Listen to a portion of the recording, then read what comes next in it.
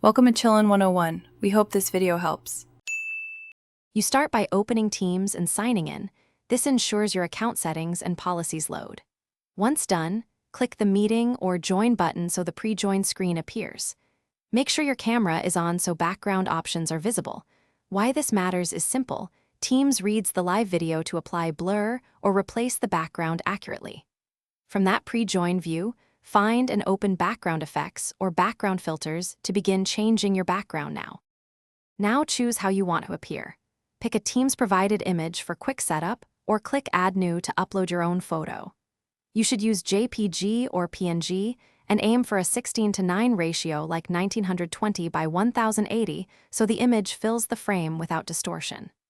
Preview the selection to check framing and lighting.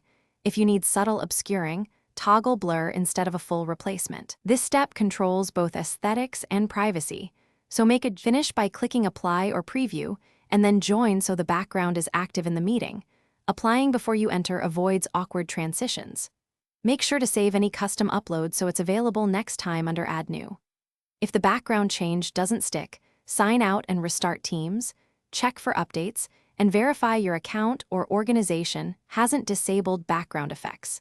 This is the single most common troubleshooting tip when options are missing. If problems persist, try the web client or contact IT.